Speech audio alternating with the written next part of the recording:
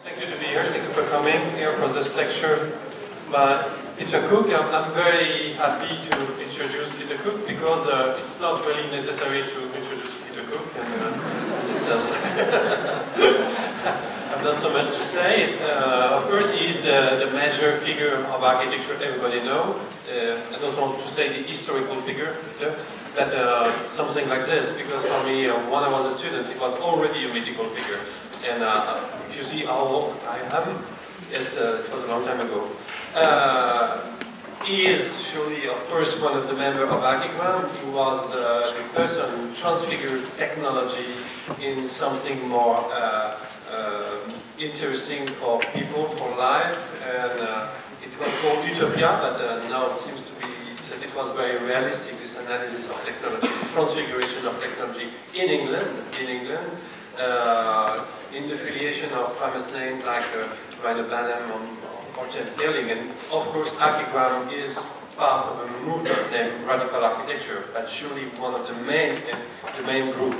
But Peter is also a writer, a critic, somebody who paid a lot of attention to the architectural scene. He published a very fabulous book like Experimental Architecture, when architecture was not experimental, and it was a very perspective book for me. But also a book, rare publication about the LA scene, about contemporary architecture. He he's one of the main followers of the young generation.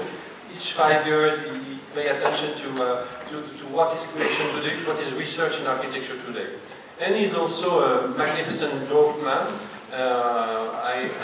Myself, when I was at the Frac Center, I think I was interested by his drawings. Also, when I was at the Pompidou Center, he's in the collection of the MoMA, of the Frankfurt Museum of Architecture, and he wrote a beautiful book on drawings in architecture, a very successful book because I think it just be reprint, Peter. And this relationship of Peter to drawing is absolutely seminal and fundamental, even if he was in the ancient time, and I remember a famous drawing about computational city. He's also interested by computation, but drawing is also a way of thinking, a way of understanding the world, but surely he will say something about it. Thank you.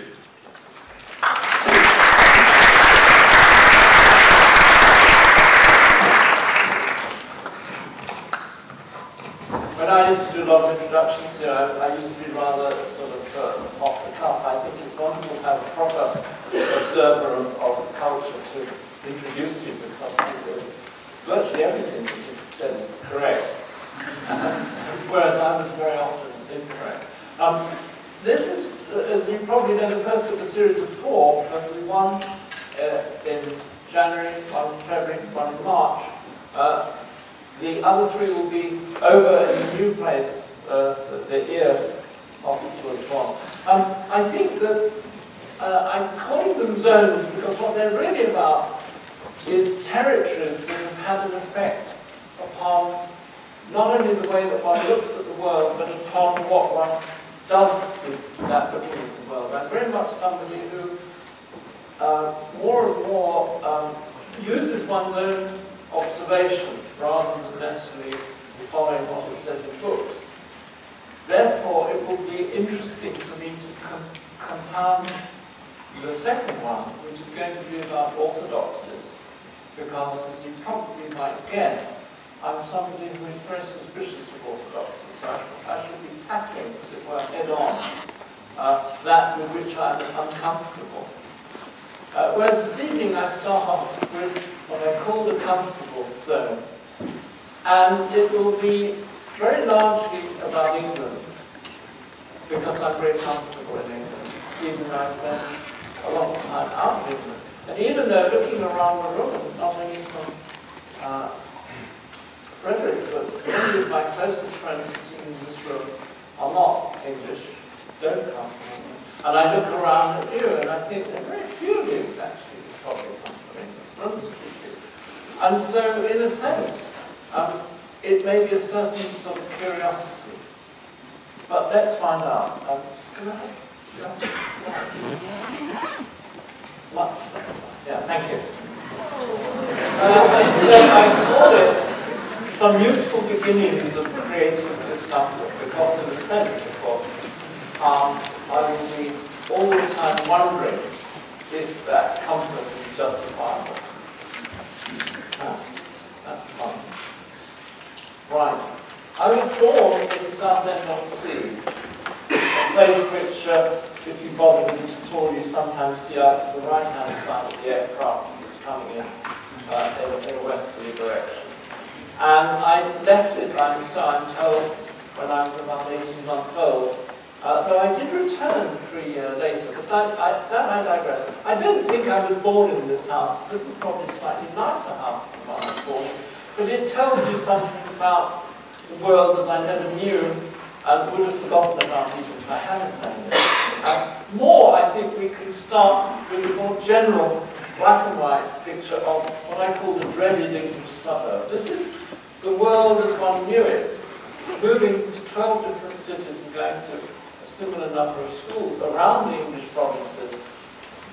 Sometimes it was more interesting than this, but very often, once one went out of the gate of the house, it was something along the lines of this, with all its kind of timidity in architectural terms and its attempt at orthodoxy. And I remember writing years ago in the Architectural Review, or the Architects AD or something, about the fact that the British situation at that time was such that maybe your wife was dead in an upstairs room, or that you were producing a licentious or political newspaper, or you were doing strange things, or maybe you had a Wurlitzer organ in the front room, which I remember Ron Herring being very excited to discover that somebody in North Finchley had a Wurlitzer organ that would come out of the floor in front. But as long as you appeared at the same time in the morning and said, hello, it didn't matter.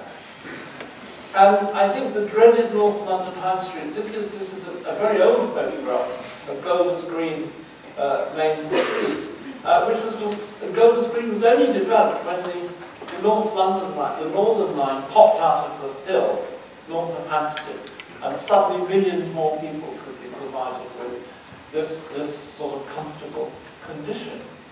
Of course, much less interesting than Hampstead itself or London behind it. And one has the extent of architectural endeavour in a typical British suburb.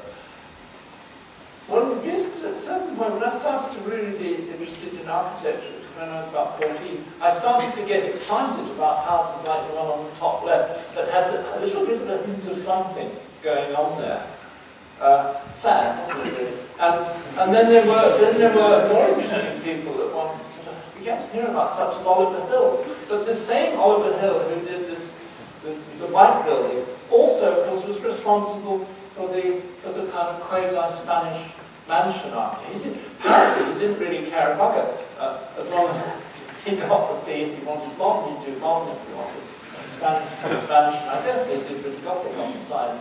But really, I think much of my cultural background, cultural as such it can be called, centres around the town where I spent the most time before I ever came to London, and where I made my first architectural studies. At the age of 16, I went to the local art college and started to study architecture in what was then the last place in England that was still training you through learning all the 5 orders of architecture and measuring chapels with bits of lead and so on. So I'm not going to dwell on that particular aspect. That might come back later. But to simply say, in this seaside town, which is a mixture, even then, of certain cultures, a very good symphony orchestra, a very pleasant beach, and very pretty lights at night. What an interesting combination. Fortunately, I like going to the symphony orchestra. I don't mind lights, but I never go on the beach, except to sell ice cream. And there is another aspect of that town, which is that it, of course, grew up in the 19th century. It was for, basically, let's face it, it was for people who made their money in the darker and colder parts of the UK, and then retired down to Bournemouth to die, only to find that they lived on another 10 or 15 years because it was rather pleasant. And it established certain tricks it planted a lot of pine trees to hold the sandy soil, and it put these nice Victorian walks in amongst. And even such stupid things as water towers were decorated as sort of Gothic castles. But the other thing that is interesting about it is this business of as I called it here, nooks and crannies. What happened when it was still England, you still got crappy weather a lot of the time, and you dived in to an arcade. Now, you won't find any of these arcades in the famous Passagen, German Passagen book. They're a bit more modest, but there were many of them. Every suburb of Bournemouth had its own arcade. And then, not only were these sort of things that you delved into out of the weather, but even you delved into off the beach, because there are these chimes which are kind of codes, little codes of streams. So there's a lot of hiding and delving going on. One didn't think about it like that at the time, but nonetheless, if you stop to think about it, it's like a psychological effect of hiding away into something, whether a grass something or a dug piece of ground. But the other aspect of culture, as one began to engage with it as an architectural student, was the fact that across the street from the school was a church by J.L. Pearson. The interior was much more interesting than the exterior, and one discovered that Pearson had actually done some pretty spiky neo-Gothic stuff. The other thing that I'd collected and insisted on my poor parents taking me to were castles. I collected castles like other kids collected train numbers, and I'd always say, oh, I've read about a castle at Logsby Smithhurst or somewhere, and we'd go there, and all it would be not as good as the ones in the picture. It would be a pile of stones somewhere in the corner of the field, and I'd tick it off on my very stupid. I mean, every single thing you want to do. But gradually, this turned into some sniff or hint that there might be more to the business of heroics in architecture, that there were ways in which the heroics could be discriminated upon, and there were ways in which the heroics could be perhaps hidden. And for example, there's a condition in Norwich where the cathedral, which is a very good one and highly identifiable, hence me reminding you that it's being used as an icon, as a commercial icon. But also the fact that near to it, you couldn't always see it. It was hidden behind the wall, and then there were glimpses through these two wonderful gates of things. So that already the sense of theatre starts to come into play. It's not a question of identifying a building that is more heroic or more special, more memorable than others, but the way in which you perceive it. Do you perceive it at a long distance from the top of the hill, or do you glimpse at it? Is your anticipation of it accentuated by the fact that it's held away and then go through, as I would say theatrically, go through the gateway? And Norwich is lucky in the sense that if you compare it with the town that, unfortunately, since my father was born there, I spent much more. I lived in Norwich for 6 months, but I lived in Ipswich for about 4.5 years. And the two towns, not only are their football clubs rivalrous and are the nearest large town to each other, but they immediately, perhaps I'm unfair to Ipswich, but you look at it, bottom right picture, it's effectively a dull Midlands town that has found itself into East Anglia. Whereas immediately you look at Norwich, and you see that it is a collection of rather idiosyncratic icons, a neo-Swedish town hall, a very good cathedral, a 19th century Catholic cathedral.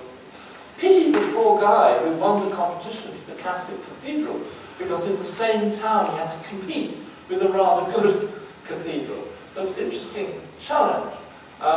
And also it's a question of, and a castle. There must have been some money there in the 19th century, because they completely refaced the castle in their idea of what a proper Norman castle would be. Far more detailed than it ever probably would have been. So immediately one, as a early teenager, began to be aware of the fact that there wasn't just a general purpose provincial town, several of which I lived in, but they were good provincial towns and not so good provincial towns. And they were a combination of circumstances, not only, as I've said, the iconography of special buildings, but even if you look at the two pictures again, the way in which those buildings are disposed in space and the way in which they offer a kind of counterpoint between the one mannerism and the other. Now, interestingly, Mr. Foster, as he was then, has dumped himself into both of those towns. And here's the interesting thing, that in Ipswich, the duller of the two was the earlier, very extraordinary building. I don't know whether now if you go and see Willis Baker Dumas, you think it's extraordinary, but bloody hell, if you'd grown up in Ipswich, you suddenly went back years and there was this thing, as if it had dropped from Mars, this black, big blob, wasn't a blob, but this big turd, this big black turd, dropped itself in the middle of it. I said, bloody hell! God damn it. Whereas, in a way, University of East Anglia is 3 miles from the middle of Norwich and has better general level of buildings, not just the same, but also things like Leston's dormitory blocks, which are quite, quite extraordinary. So that you get this other thing that, of course, poor Ipswich, Norwich gets the better university even. And I think it's just like life, not everybody is really what you want them to be. But some people are more amusing, prettier, have better stories than others. I look out of the back window, daytime, nighttime, or evening, and apart from the white construction, there is in the distance, if you see at the top right, a funny sort of almost Jacobean tower. What's that happened? About 100 years ago, the area in which we live was developed. I have not been able to discover who the architects were, whether they were architects, but I suspect they were. And in fact, what's interesting to me is not only the business of turreting, therefore giving you something to look at through the trees, but also the device that if you look at the left to right streets, they are lower streets with very large areas of plantation. And then there's a cross street, and it's the cross street that has the higher buildings with the turrets. You think, that's interesting. Because when you go to Frankfurt and you look at the work of Ernst Mayr, all the Siedlung, the famous socialist housing areas of Frankfurt, you find in my favourite Siedlung, which is Heimat Siedlung, which is in Sachsenhausen, you find a series of horizontal, low-rise houses with various tree types between them. And as a cross spine, the higher buildings. And you think, hey, hold it. Where have I met that before? Now, most of us are preoccupied by the mannerism. I live in red brick Mr. France, South Hampstead, and it's sort of quasi-Dutch, quasi-historic, but the urban device is the same as those people living in Heimat Siedlung, which was new and dynamic and statemental. I think the guys that did Southampton had no intention of making a statement. They were taking advantage of the tube popping up the hill from central London. Except if you scrape around, and let me be quite clear, I'm no historian. I'm a lousy historian. I'm only interested in little tidbits of history that come back to me after. But it is not uninteresting that Ernst Mayr, who was for a year a student at the Bartlett, I discovered last week. You get everything on Wikipedia. And was also, for rather longer, an apprentice or student or whatever of Raymond Unwin, of Parker and Unwin. And therein lies something that some PhD students should pursue, which is what was the link between the English arts and crafts movement, what was the link between the Garden City movement and certain organisations of housing between the English Sea and the German Sea. And we don't just go back to distinguish a house, because there's more to it than that. When I was first in London, the thing that architectural students at the AA, which is where I was, spent a lot of their time doing, in fact there were some in my own street, that had their legs sticking out of a car such as the one on the left. The Austin 7 was apparently a wonderful car, but it broke down. And these architectural types had spent days, whole weekends, mending these cars, getting them back on the road, so to speak, for about 3 days till they broke down again. And this picking away at gadgetry, I think, is a very interesting substratum of the architectural scene. It leads and it links to the British predilection for fixing and making and inventing and doing funny things. I've often said that, you know, the key thing about our culture is to watch those guys that do something strange in a hut at the back of somewhere, and then they pop out weeks later looking very pale-faced. I think I got it to work. This is very much reminiscent to the typical Bartlett jury where there will be some gadget and you're brought in onto the jury and the Crown Chief will say, yes, this is going to do so-and-so and so-and-so. And then it doesn't. But it did last Thursday. And then you meet the guys in the corridor 2 days later. It worked just after you went out the door. It started to work. This is directly in the tradition of the Austin 7 and the feet sticking out. I mean, I think, from my experience, there are 2 types of architect in this country. Those who really wanted to be painters, and those who like fixing things that don't quite work. I mean, I oversimplify it. I'm sure the truth is. There's a picture of the famous Wellington bomber, which, as we all know, has inspired certain key American architects, including Jesse Reiser particularly, who buys aeroplane magazines anyway. And it's a wonderful thing because it uses geodesic structure. A lot of buttons to pull it. In fact, the key man behind these structures was a man called Neville Barnes Wallace. And here we see the interior of the Wellington bomber, which looks absolutely as if some bloke got some sort of Evo stick and a few bolts. But it was proved that, you know, the Germans could shoot rockets through it, and it would still just about keep flying, thanks to its geodesic structure. And Barnes Wallace not only invented the bouncing bomb, but I hadn't realised until I was back at Wikipedia running around the fantastic plastic kit suggests that he also was into the variable geometry supersonic transport. So there were sometimes these characters who blink in their huts. And I think there is a direct relationship between all of that and the British high-tech movement. You look at this particular stage of high-tech and it's straight out of somebody saying, I think if we get a while of them, yes, of course we've done, I think it's Tony Hunt, who's the engineer, but proper people, but there's a Meccano set with a bit of extra feel about it. I trust my instinct on that. So to be comfortable, proper. What is comfortable about the hedges in the foreground is that man is in control.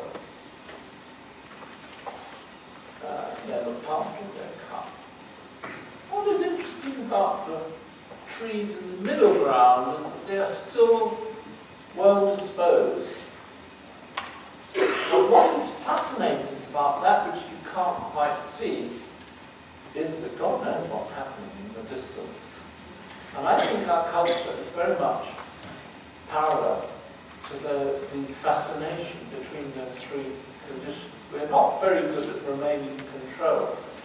We like a certain degree of order, but we're probably much more fascinated by that which cannot be controlled, unlike some of our European neighbours.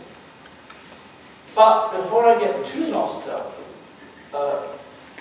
documentary evidence suggests that some of our favourite places in London were during the periods that I'm referring to, not very nice.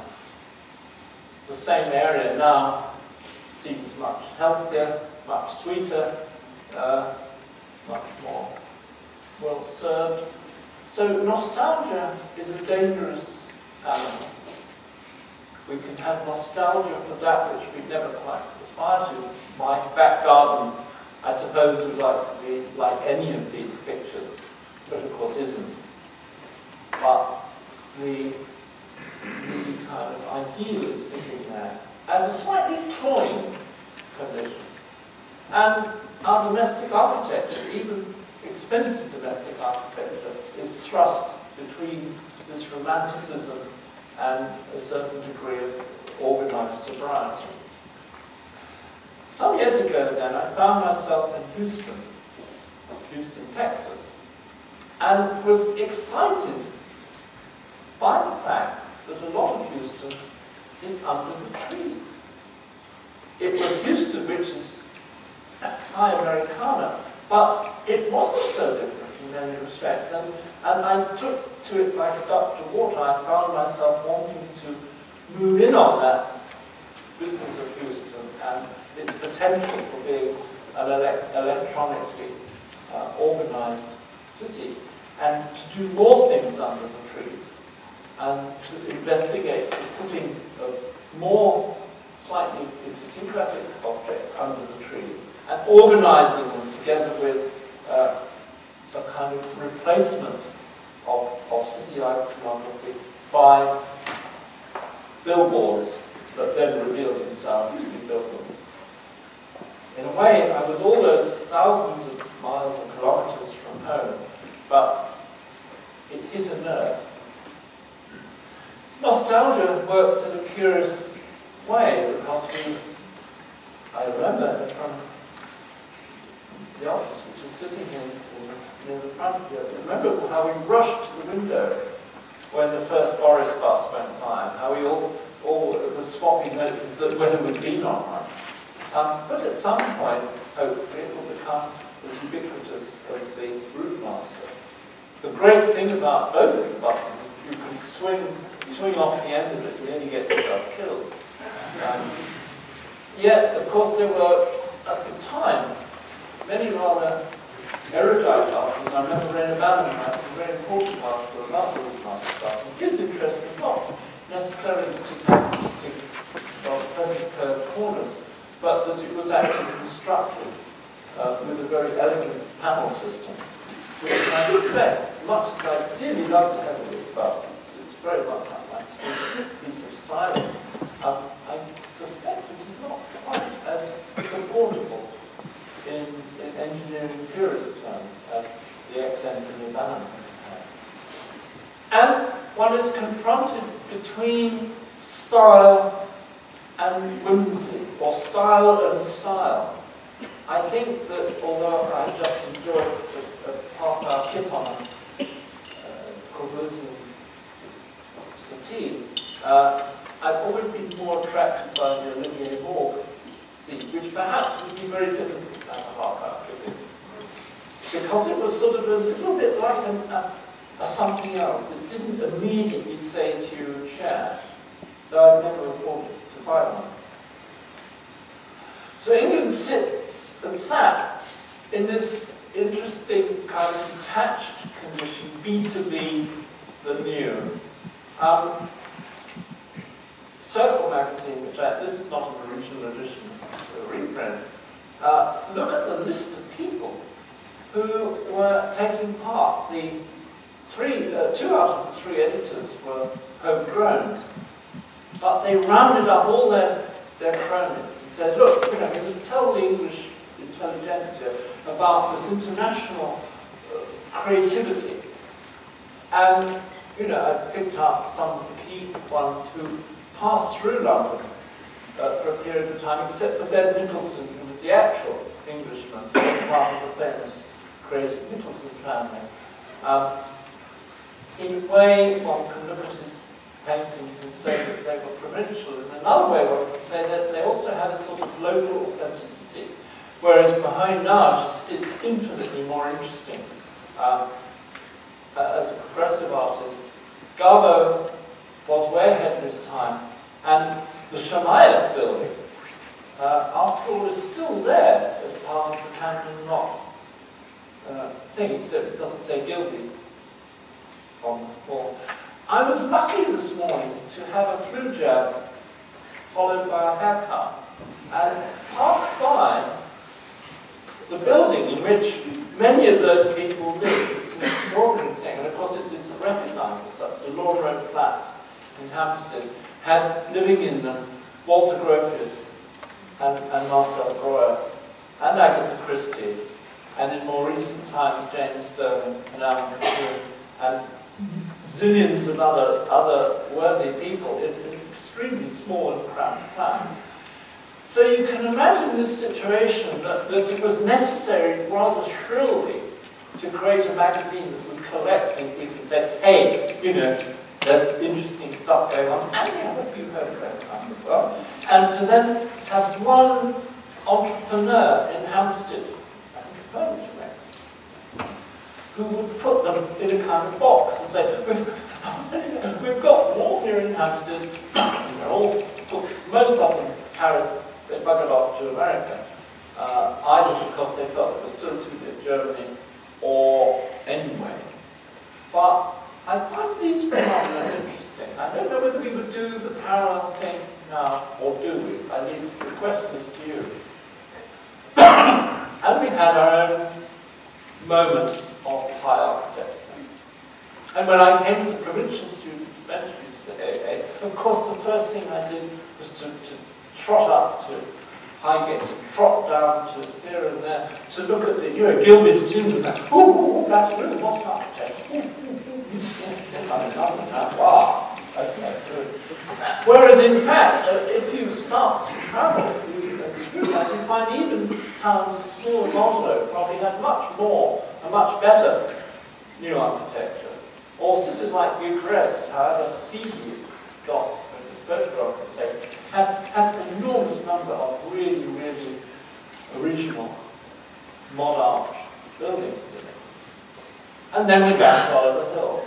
How did one then begin to discriminate between what wasn't quality, between the Oliver Hill, do it in the manner, do anything, and something like the 2 blocks of Wellsman Flats, which were actually organically and organisationally really seriously avant-garde. They were avant-garde sociologically, and they were avant-garde organically, even if they look a bit old things now. I'm, as I said earlier, very suspicious of nostalgia. Being many times a seaside person, I'm amused by this jaded slide of Worthing Pier, which is trying to be cheerful. The architecture is trying to be cheerful, the tenants are being cheerful. There's one bloke sitting on a seat there. Nobody else. It was probably as cold as it is in his room. He was sitting it up, nonetheless. Cheering things up, I think, is a very important part of the psychology. I have an even worse slide of Felixstowe, in which I lived for a while, a small seaside town. And you may have heard some of me talk about the slide on the right before, which was, though I didn't know it at the age of 30, was a combination of a megastructure, a piece of crazy house expressionism, and a piece of East Anglian Art Deco. I didn't know that's what they were, but in my fascination with that sort of vignette in years after, I realized why was I fascinated by that? Because it had these 3 very strange structures. And in the same town was a hyperbolic paraboloid. Isn't it sad? In recent years, the same ice cream company has now chickened out and gone rational. Or there was Harry Wheaton. The sort of gossip interest in Harry Wheaton is that Cedric Price's father worked for Harry Wheaton to design the Odeon Leicester Square. The non-gossip part was that wherever you moved to in the UK, there was a Harry Whedon building for the Odeon chain. And some of them were quite chancing their arm. If you bear in mind that first pair of slides, the ones of the dreaded English suburb and the dreaded English high street, you stick one of these things in the middle, and people still came in, suggesting that perhaps the British public was not averse to modernism, as long as there was a good, there's a good bait in the form of a movie inside it. I don't know. Of course, we can be clever and say, look, it was only Harry Whedon and his mates looking at Mendelssohn who, of course, did it better and bolder and for more sophisticated clientele. And all along the line, one gets this sort of Englishness creeping in. If we compare the Real Radiers with the Mars plan, we can see that the characteristic of the Real Radiers is very doctrinaire, very French in the sense in its hard doctrinaire position. And in a sense aggressive.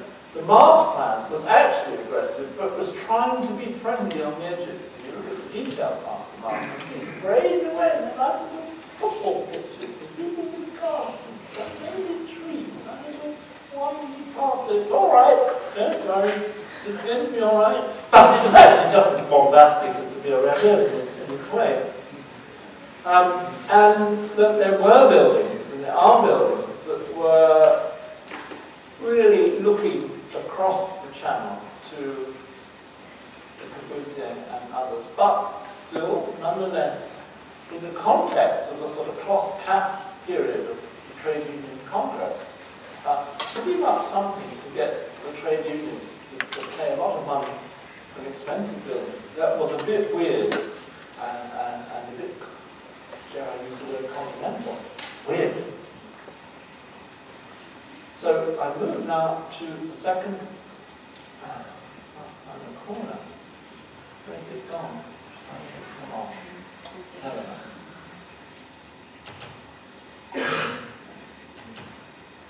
Yes.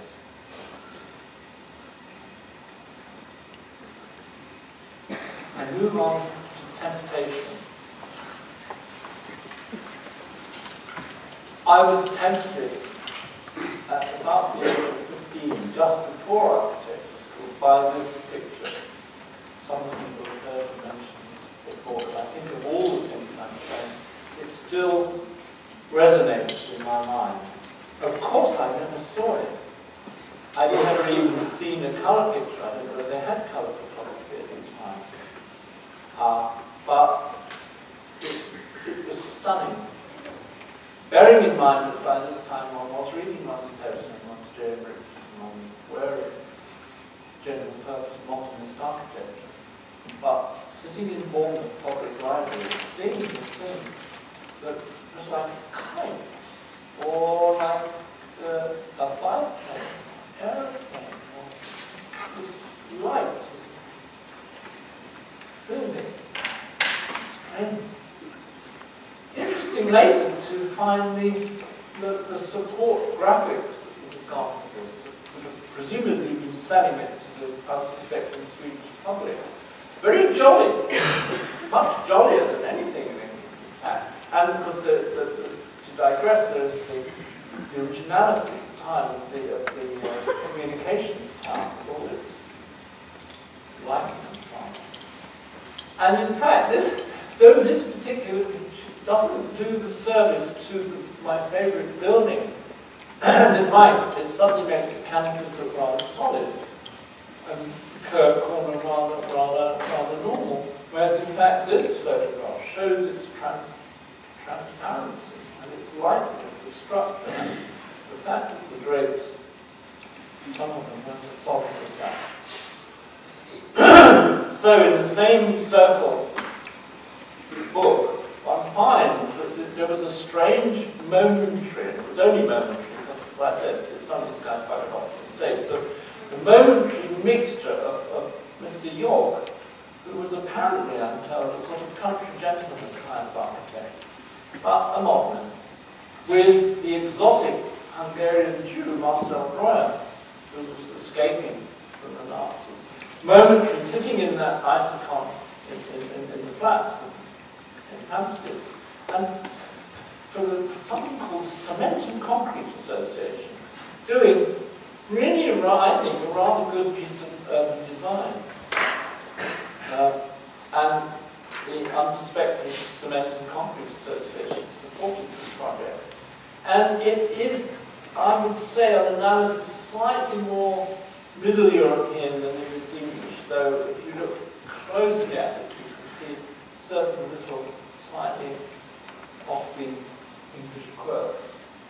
So it is that we in the front here have perhaps unwittingly found ourselves in a tradition of manipulating pieces of urban design, not so much on the basis of formulae, but, dare I say, aesthetics, dare I say, composition, dare I say, romanticism.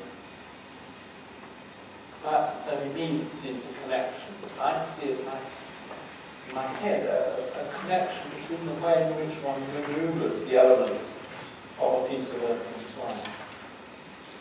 There were, of course, examples around, and interesting to compare Mr. Cadley's version of the same district. What has happened today is a series of different buildings by different designers, different standards of achievement, more or less elegant in space, but not very, because the canal does the job for them. The canal, in a sense, makes it romantic and agreeable. Whereas Mr. Cadley and his friends were much more dogmatic. Everything was a hexagon. It was a sort of piece of Crete-a-Cœur. Look what you could do with a new city that was totally made of hexagons. My God, amazing. Or one's own continued romanticism, even though working with a couple of Spanish people, one found oneself wanting to distort, but underneath it, certain consistencies of manner rather than necessary consistencies of position. And the confrontation in daily life of the serviceable model. I think that the attraction of certain pieces of furniture was not only that they were a little bit more exotic than high street stuff, but they were also cleverer than the high street stuff. You didn't have to be remarkably bright to realize that it was both their cleverness, in fact it was probably predominantly the cleverness of them, that appealed to the English psychology rather than the fact that they were elegant or pretty. But there was always the highly exotic. Certainly in our times, Warren Heron, Warren Thorpe, myself, and so on, we were fascinated by Belvedere. We were fascinated because it was simply high style. It was extreme high style. Whether the car was a better car than Buckminster Fuller's car, whether the plane would have ever taken off, would have been probably less successful even than the snowshoes, which doesn't have enough propellers. The lamp kind of works, and the marvellous top left picture of the General Motors exhibit in the Chicago World's Fair of 1939 is a special. Back to theatre again. Remember the gate in Norwich? The notion of passing thousands of people through a cleavage into the unknown. That's a piece of great theatre, so one suspects that here it went beyond styling. And there was, inevitably, for the provincial English person, the attraction of Americana. Not only the American film, but the completeness of some things that the Americans did. The extreme condition of Lapidus's Fontainebleau Hotel. It's interesting to note that St. Maurice Lapidus was a consultant on the Churchill Hotel in W1, but he wrote, I'm much Florida exotic about the Churchill Hotel. He obviously just did it for money. But there was none, you know, there was the high style of America, whether it was the Lucky Strike packet or whether it was the Eden's house.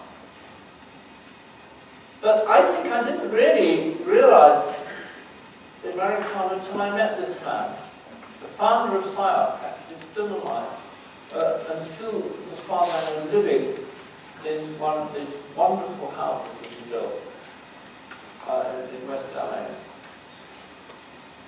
Real Americana, real comfort. This is where the American dream and comfort actually come together. The last time I saw Ray Cappy, about 3 years ago, he still had Miles Davis playing and a sort of comfortable oil wood smell in the house.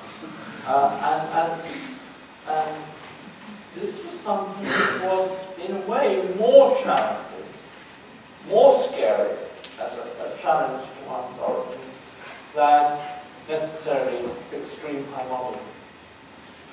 But, if you stop to think about it, at the same time as Capet making his houses, we had had something happen far more advanced, perhaps architecturally, potentially far more interesting, in our midst. Mike Webb of our grandma, still living in London, was producing the auto environment, which still now asks many questions and is still a much higher, if you like, higher level of domestic aspiration than even the world of Ray Cappy. There were challenges from now. I have never been very interested in the theories of Neuenhuis's friend. But Mike Webb and I went to see a lecture by Neuenhuis at the ICA in, I guess, about 1961. And what flabbergasted us were these constructions and the extraordinarily beautiful slides that he showed. It was posh stuff, it was exotic stuff. We weren't interested in whether it was high socialist dogma or not. We were just interested in the stuff. Which may tell you something about me and him. We were fascinated when Hollein proposed his notion of the aircraft carrier on the hills of Lower Austria because of its preposterousness. And it made us think about aircraft carriers. It made us think about the aircraft carrier as proto-city. And perhaps in a later lecture I will return to comparing this proposition with the Cabuse's Unité d'Habitation on the one hand and Ron Heron's Walking City on the other. The notion that the city could be a chunk.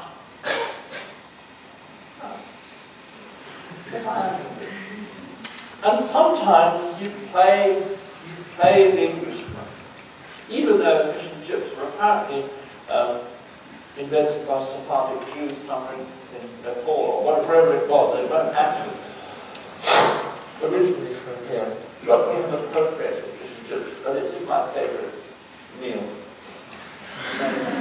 To be. And therefore invited at great expense to take part in a very particular symposium in Berlin, at the design centre of Berlin, I think sometime in the 70s. I designed and drew and demonstrated the fish and chip strip. There I am in my dark hair period, with an English newspaper, I think, which somebody had gone around the corner and bought, especially. It had to be the Daily Mirror, I think, and the importance was that the big lettering on the front page of the Daily Mirror would congeal onto the batter. That was really important. And on the bottom right, you can see my construction of this whole piece of architecture. It would be that you bred the fish, you watered the fish, you brought them in, you grew the potatoes, and then the fish and chip operation happened all in this thing. And it probably is similar thinking to another enthusiasm, which was with the electric car.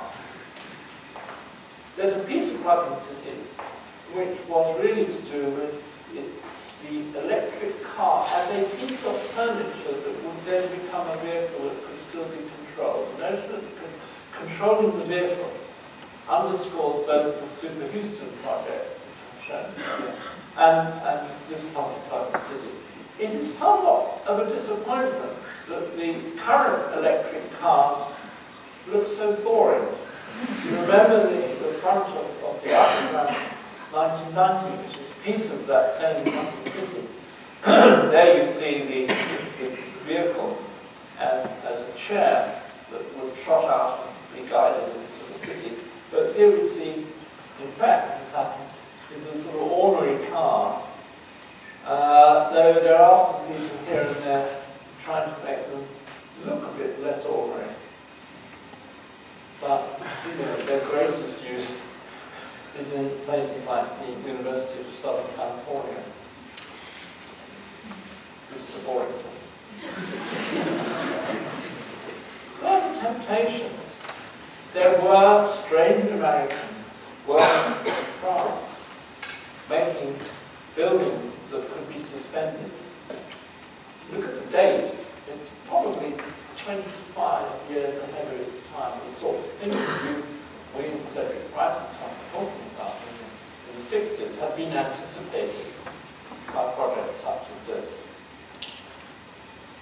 Or, on another level, one began to travel more and more and discover that there were exotic pieces of architecture. Fenn is loved by the delicate, but also could be extremely provocative. If you look at the plan of the Hammer Museum, you see how arrogant it is in a sense, that it virtually rapes the pre-existing building, enters the pre-existing building, and drives its concrete presence through it. Really quite unmitigated stuff. Even in, still in Norway, Ben and some other people were doing strange pieces of urbanism which were as exotic as Niemeier's Latin plain in Ibera Park in Sao Paulo, but at the same time had an incredibly long piece of linear architecture. It's only a roughly road model, but you think this kind of mind was involved in that. Even in quiet Norway, there's some really quite exotic thinking. And there had been all that work on prefabrication, which we wanted to appropriate. I don't think we ever really did as much with it as other places in Europe. And there was Oliver Hill, still doing nice houses in Princeton. One began to realize there was sort of mixture of love and hate, one's position, one's creative position as a provincial. And I think ever since being a real provincial, being until the age of 20, an itinerant provincial, even studying architecture, one has become fascinated in a horrid way by attitudes of provinciality. And I quote here from my teacher, who said, and I attempted to try and imitate this one, community is great. What the fuck does that mean? Well, this is great. I didn't really like this until I saw the Tugendhat House and simultaneously, the same year, the reconstructed Barcelona Pavilion. I had myself photographed in front of the RIT buildings and said, well, I'm here, and I suppose I'd better be photographed because I'm here. It didn't turn me on. But, you know, gradually, he says, condescendingly, came round, maybe this is great, but yes, absolutely, Paul communicates. Paul has something that Reese never had. So we move to an inevitable part of English culture, which is the irreverent. I don't think Sujay is in the room, but he has banged on even more than me about the significance of these problems. The cartoonist we're back in a way to the legs sticking out of the Austin 7 car, and I was tempted to juxtapose that with this slide, but I didn't. There we are, the silly thing invented. It's almost likely. It could almost be done. You could have a vehicle that would spread gum. I'm quite sure what you would be sticking it to, but it doesn't matter. Or you could have people playing table tennis out in space outside the bedroom window. Sort of. Nearly. Not, I mean, if you have a bouncing bomb, you can have a Bruce Robinson contraption. This is a hair's breadth away. Or you can have a house in a Suffolk seaside town, contrived as a house disguising a water tank. The house part is a water tank. The bit underneath the house part is the house part. But they stopped using the water tank, and then they came along with lots of second burners and burned it back into the windows, so that the house that was concealing the fact that it was a water tank became a house. Get it? And I like things like that. It means you have to do a somersault, you have to do a kind of a somersault of categorization. I love somersaults of categorization. I love the fact that, and I hope Colin, who's in the room, will agree with me, that the Kunsthaus was not high-tech. It was still in the tradition of the guys with their legs sticking out under the car. It was still a contraption made of this and that and this and that. This sort of crap, as I've said many times, crap tech. And the Centre Pompidou was a construct of boys enjoying themselves with bits. Which means that when you go and see other people's cultures, for the first time, only a few months ago, a year ago, I was seeing something I read about, met the bloke from Santi outside Phoenix. Yeah, you know, it's all a bit liquid, it's all a bit sort of deserty, it's not really my bag. Interesting to go there. My eyes lit up when I saw it was a fridge. It was working its way into the side. Now, then the Englishman came out. Yeah, right on. Sick of that fridge. Need my screen, sir? Yes, why not? Thank you very much. And we have a tradition of the iconoclast. Whether it's, most of these are dead, I think Leslie's still alive.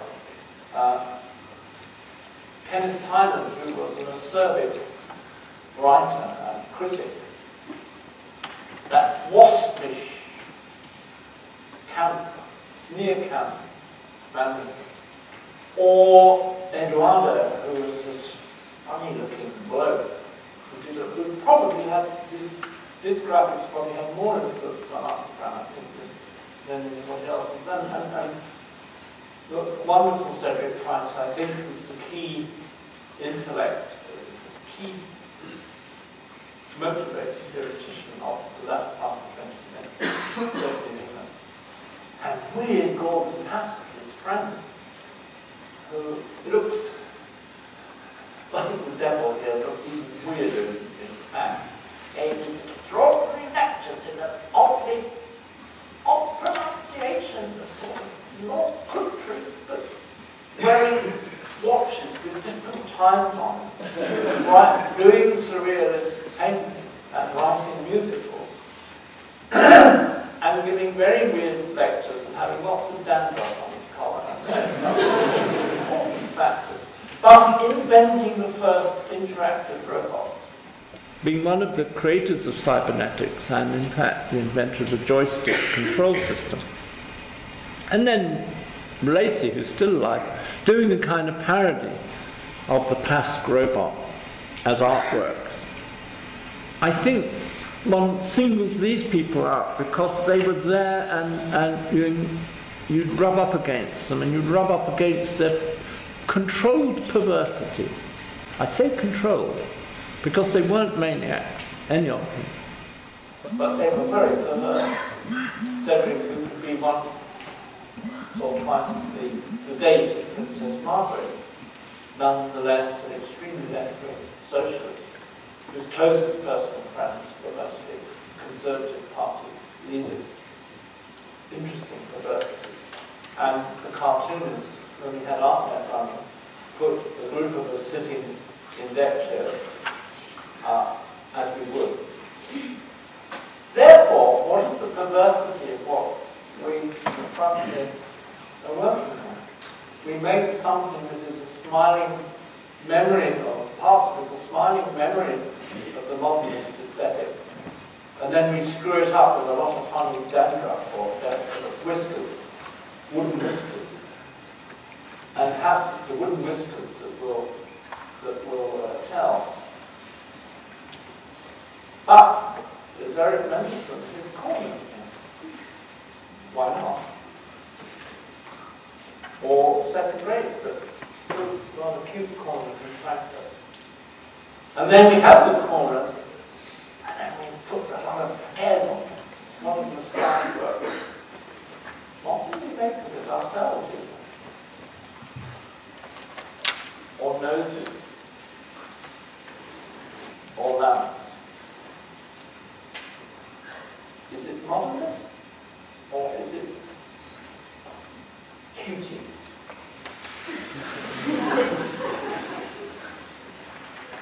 Finally, then, the knee-jerk and the back pocket. One knee-jerk is to find oneself fascinated by the Nordic tradition of the lantern, but also remembering the not entirely Nordic tradition of the bay window. In northern climates, not just England, but also other parts of northern Europe, the bay windows plays a useful role.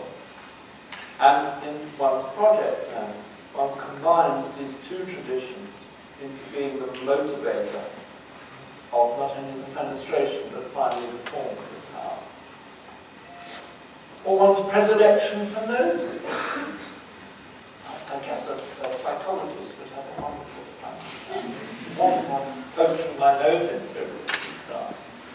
And I'm delighted to show you that one day, 2-day-old slide of the latest nose in Australia in our building. There will be more of this building, I'm sure, before the series is out. But at the moment, I'm not talking about the scoops, I'm talking about the nose. And here it is. Here he sails down in Queensland, ready to poke himself into the psychology of the Queensland University. Or a search for the magic skin. Or a skin. I've been fascinated for years and haven't really quite got around to it, but the notion of the tyranny of the window, the tyranny of having a solid thing and then you punch a hole in it and you celebrate that. Even the bay window plays with that a little more. It says it's not just a hole, it's actually a piece of the building that proves out. And perhaps projects like this all work, you scrape away with itching to dismember the consistency of the architecture till it becomes something like that. Or the notion of the piece that bubbles out being more significant than the background which it is bubbling. And I think that Colin and I were onto something before we did the known house. In our earlier competition, which didn't get anywhere, this was an earlier competition on another site for the same people, the same breed, which fortunately we didn't win that competition. But actually the bubbles started on the earlier nose-like project. And I think now's the time to remind ourselves, remind everybody, that actually was the original point of the illuminated gallery of bubbles. Or the first elevation that Gab and I did together, where there are noses, or is it the top right? I seem to remember we called it the fried egg, searching, sort of trying to start to dismember the tyranny of the window. Or Christine, again, another project where one was moving from solidity through translucency to transparency in background. Something which, in grafts, we were allowed to do about twice. And these things start to make you realize that you have arrived at an uncomfortable zone. That's when things start to get interesting. That's it.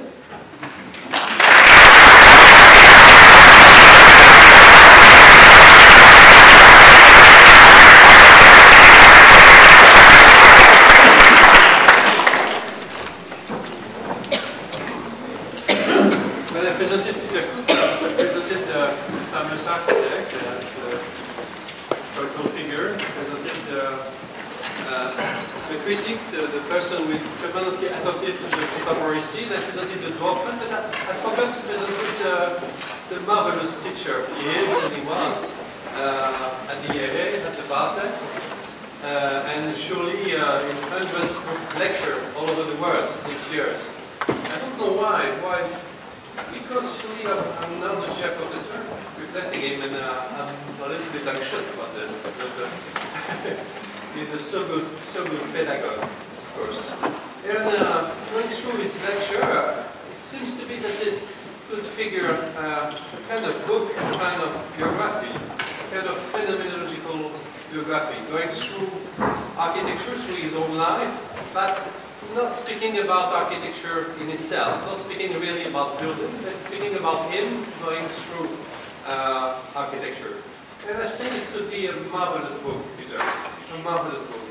I'm expecting, and I'm sure that here are many possible readers, and surely all over the world, because I'm thinking just about all the students, all the people from all the schools all over the world who hear you. I'm sure that your transversal approach about the history of architecture will be very successful.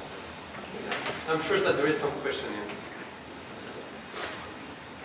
Not to be shy, yeah, for Peter. It's so accessible, it's so narrative, it's a way to understand architecture. I'm sure there is some good questions. So you mentioned about, first of all, thank you so much. About the garden city that you mentioned, what would you recommend about this green belt development that is basically intended to political historians?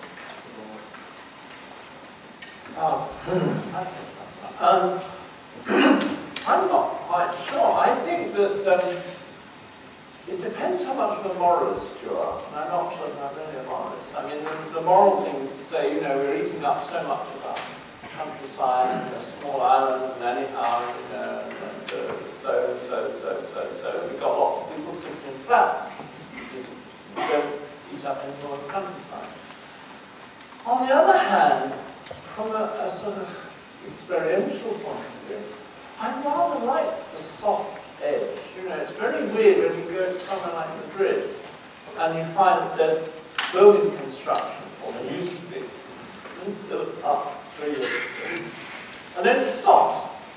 So, you know, we constructed a year ago a building in Madrid which is 9 floors high. And then it's part of it, and you get these 9-floor high buildings, and then end of conversation.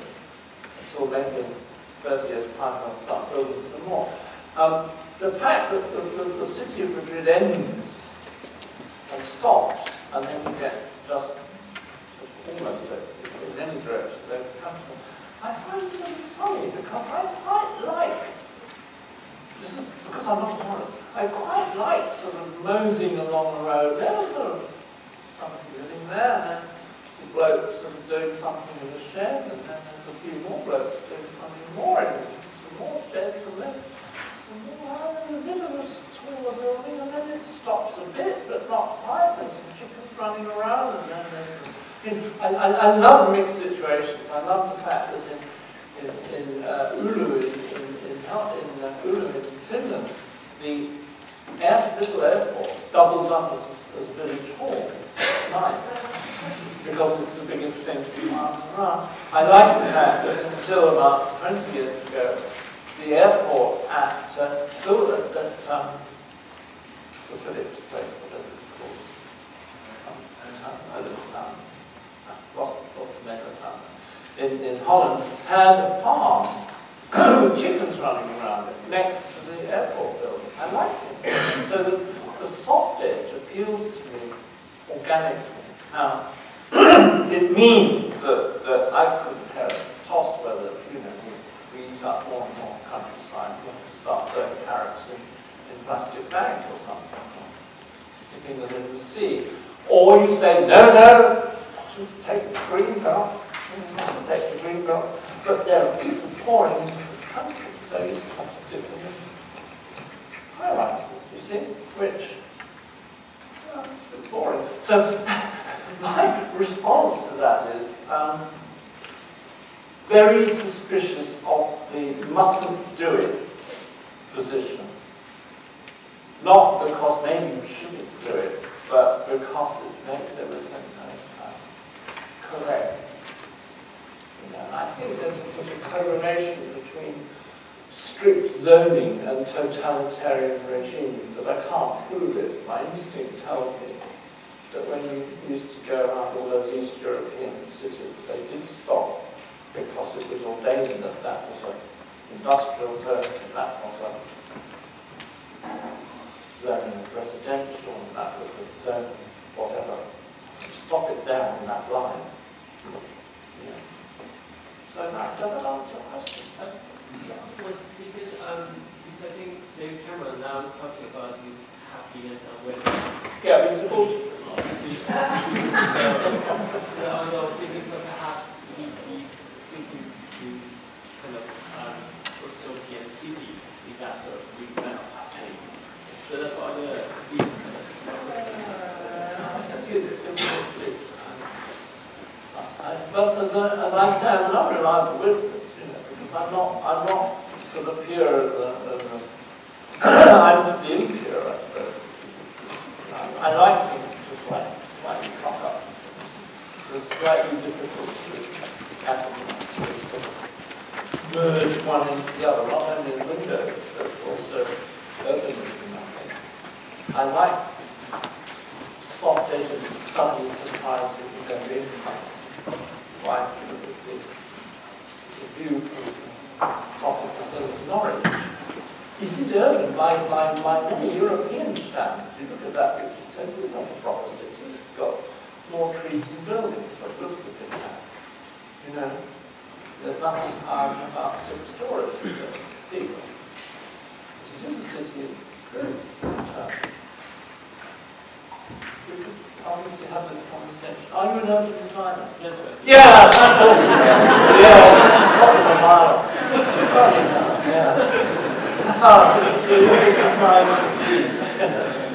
I wanted to be an urban designer when I was a student. And then by the time I got old enough for it to be, all the urban designers become planners and then all become political. And that turned me right off, I tell you. But I've still got some old town planning books. I think it's architecture still got power. Sorry? I think architecture still got power. Power of architecture that could manipulate actually even behavior. We're just happening, Might as well be stylish happening. Another question? Yes, the Colin Fournier question. This is the classic moment. Two gentlemen to ask a good question. But I really loved your slide, which I've never seen before, of that piece of landscape, which is the impeccable topiary in the foreground, and then the tree, which is quite, a bit wild, but still quite tiny, and then this messy, chaotic stuff in the background. And I just wondered to what extent that's a metaphor, a triple metaphor, something that informs your recent work. I was looking carefully at the Vienna project, and you described a bit which is quite platonic and quite topiary, and then there's a bit which is hairy. I was looking for the chaotic, messy, completely undecipherable bit.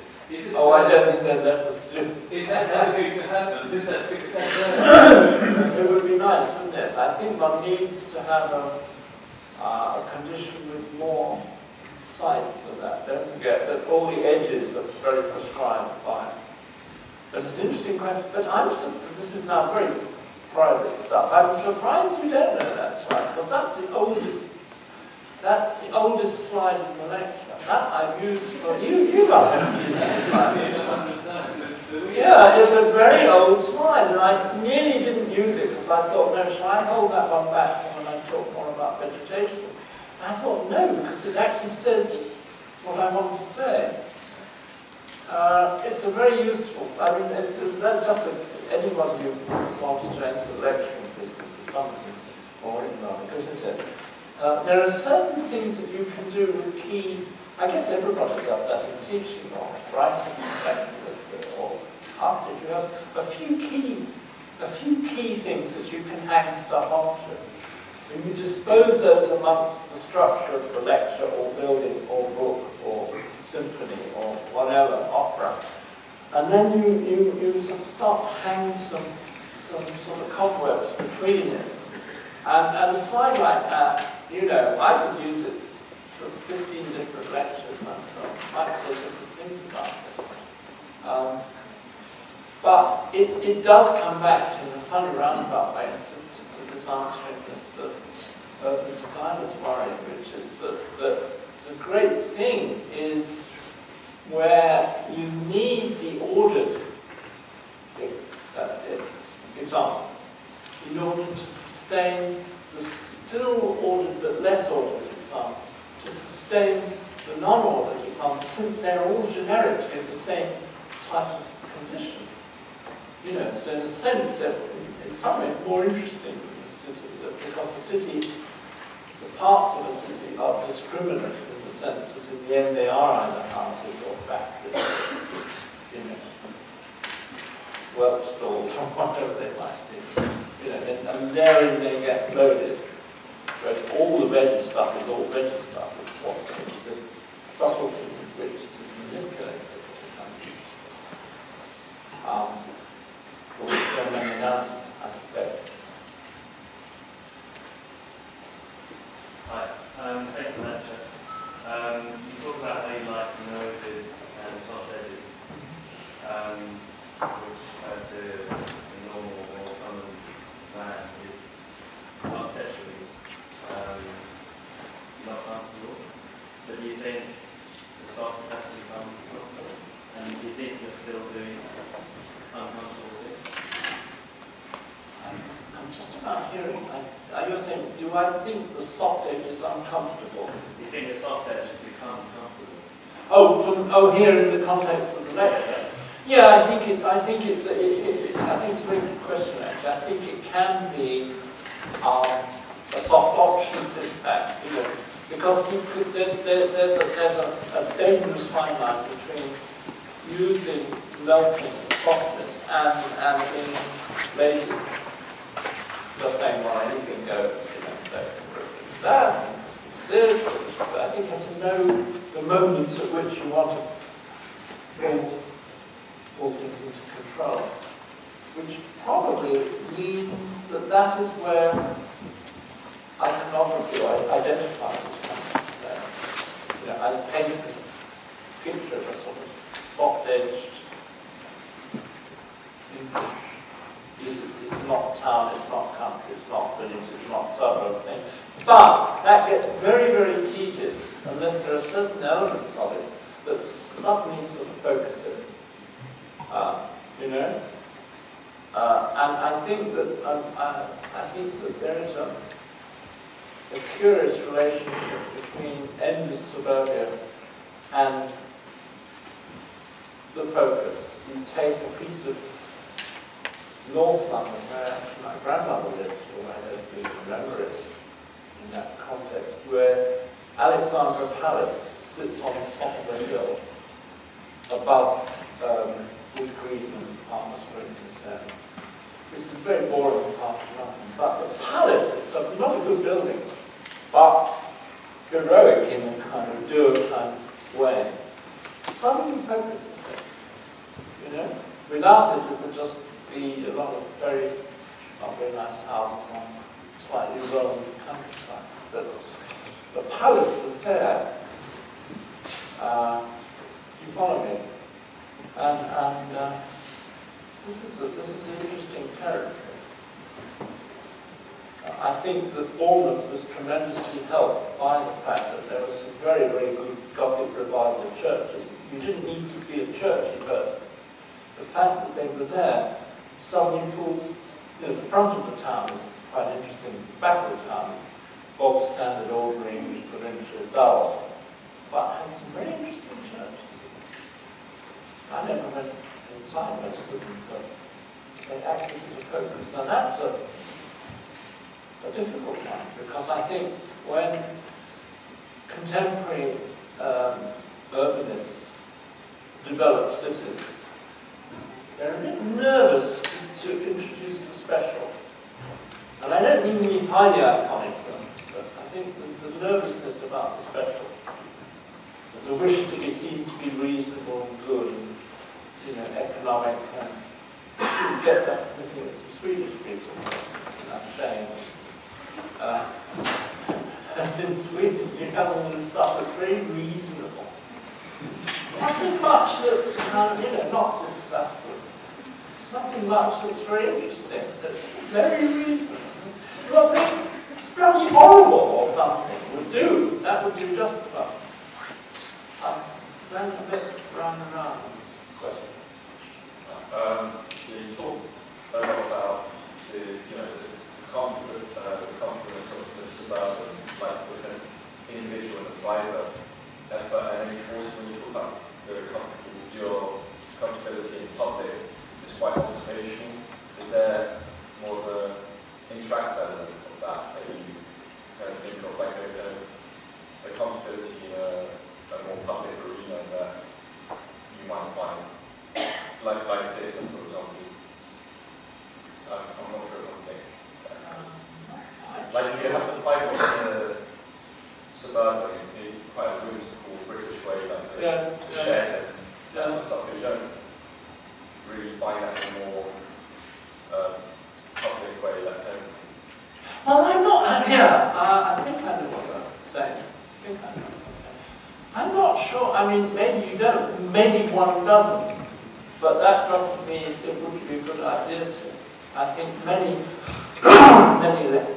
lecture situations, symposiums, it is terrible symposium, where some people who are sort of interested in completing their PhDs or whatever it is, set up a subject matter, and they round up people with who will give a reasonably okay, authentic report. I mean, the Americans are very good or bad at doing this, but they round up people who have done papers on certain subjects. It's all nice and comfortable in a certain sort of way.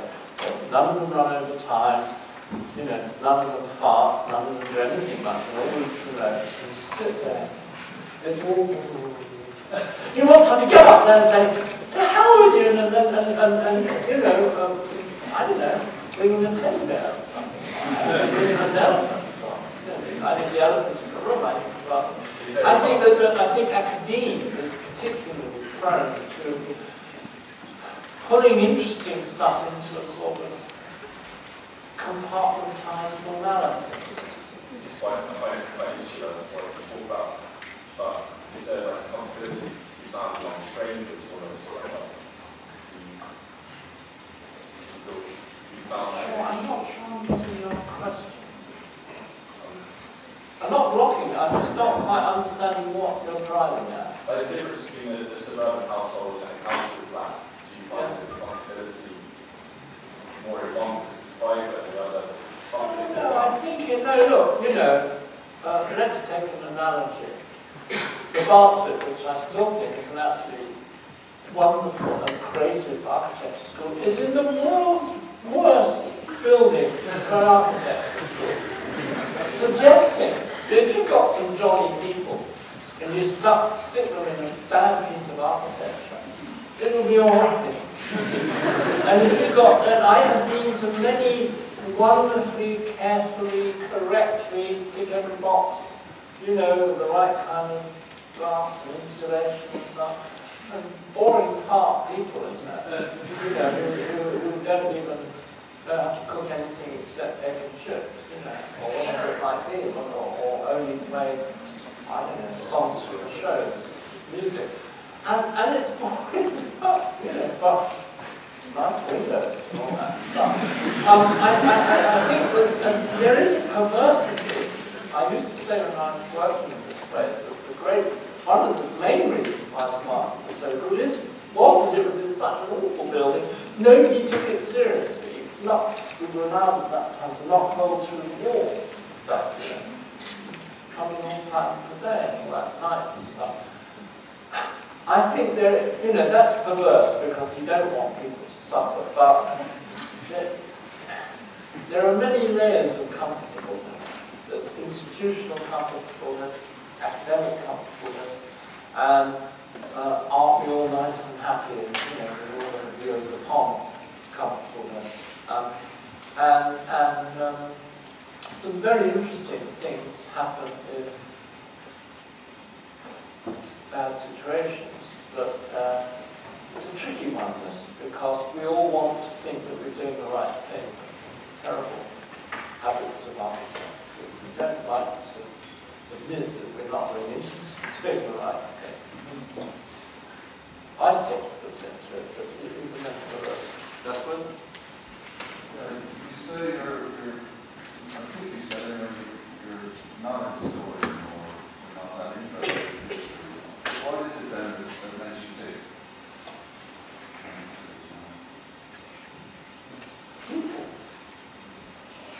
People. I think watching what happens, and I would have never said this 30 years ago. People and stuff. People with stuff. Is it different giving a lecture to people who are mostly wearing overcoats than giving a lecture to people who are mostly wearing t-shirts? Probably would be. There's something in this room that's lit up. My throat's starting to give up stuff. I think, as I said with the Boris bus and the root bus, the great thing is swinging off the back. Now, what's interesting is that people that are using the Boris bus are not used to swinging off. I notice how decorously they're still mostly getting in the correct door of the bus. I haven't seen anybody doing what they used to, sort of hanging off and leaping off, because we are very conditioned to be more safe. We don't think that anymore. You know? But that was what it was about. And Henrik is either is not interested in that, you know, and that's fascinating. And that's why I showed the two pictures of Soho, because Soho was obviously really seedy. You know, I wasn't in London then, I'm still good on sticks, but it was obviously really, really seedy. Now it's only pretend seedy, you know. That is not seedy at all. Maybe it's not even seedy enough. And I think that fascinates me much, much more than it did 30 years ago. What do you do with that? You know? That sort of thing, I think. And I think we can extrapolate that and turn it back into architecture. To me, in the Vienna building, the gleaminess of the corner is very important. It's a personal memory of those German conditorized 1950s corners. It's also the fact that large pieces of curved glass smile, you know, they actually literally smile. They're jolly, they're extravagant, you know. So we've got two of them, one on each side. So it will smile at you as you enter. It's extravagant. It's like pouting lips. Wow. I think I've lost the plot. I apologize because to give you the idea of the creative discomfort, Peter asked us to decrease the level of temperature in the auditorium. No, I'm sorry, but it's 15 degrees, and I'm sorry for this. I hope you are not too frozen. I wish you Health, it's an good health and night. safety matter. Thank you very much.